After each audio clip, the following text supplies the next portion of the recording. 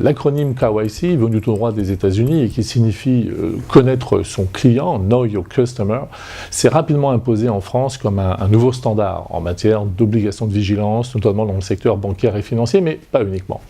Si l'acronyme vient effectivement des États-Unis et traduit avec lui son origine, en même temps il a le mérite de montrer que cette problématique est aujourd'hui une problématique de portée mondiale et intéresse vraiment tous les acteurs qui s'intéressent aux flux financiers autour de la planète. Les banques françaises, notamment, les banques françaises ont l'habitude de longue date de découvrir et de mieux connaître leurs clients. Dès les années 60, la jurisprudence française leur avait en effet imposé, lors de l'ouverture des comptes bancaires, d'avoir une connaissance aussi parfaite que possible de leur clientèle.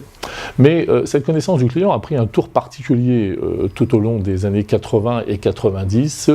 pour connaître des développements également au cours des années 2000. En effet, durant ces 3 décennies, des événements et des scandales majeurs ont pu frapper à la fois le monde et la planète financière.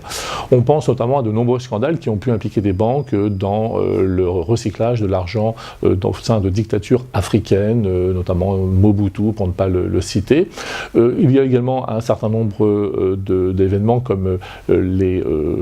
actes terroristes qui sont intervenus en 2001 tout d'abord, puis à Madrid en 2003, et puis ensuite les révolutions arabes qui ont pu montrer qu'il y avait des montages très ingénieux qui avaient permis à des dictateurs finalement d'utiliser les circuits financiers traditionnels pour, là encore, tenter de blanchir des fonds qui avaient été détournés. Et puis enfin, la crise des subprimes, qui est encore dans toutes les mémoires, a pu parachever cette prise de conscience internationale qu'il était véritablement temps pour les banquiers et les acteurs du secteur financier de encore mieux connaître leurs clients. Et cela sous l'impulsion notamment d'instances non gouvernementales, notamment du GAFI, du Groupement d'Action Financière, qui a véritablement créé une impulsion au niveau mondial que l'on va retrouver aujourd'hui dans les réglementations des différents pays membres, notamment de ce GAFI ou encore de l'OCDE. L'idée qui pointe derrière cette réglementation, c'est qu'au-delà de la simple connaissance de son client lors de l'ouverture du compte, il faut que les banquiers et que tous les acteurs du secteur financier soient en mesure, tout au long de la relation commerciale avec leurs clients, d'être en mesure de connaître leurs clients, de connaître l'origine des fonds qui vont transiter par le système bancaire traditionnel, et cela véritablement pour déjouer toutes les actions tendant à utiliser ces circuits traditionnels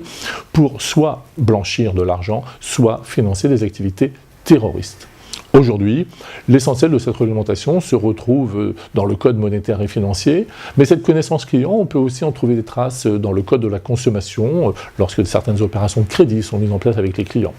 Et c'est une activité, je dirais que c'est un chantier sans fin, puisque les législations se succèdent qui tentent toutes précisément à renforcer et à améliorer cette connaissance du client.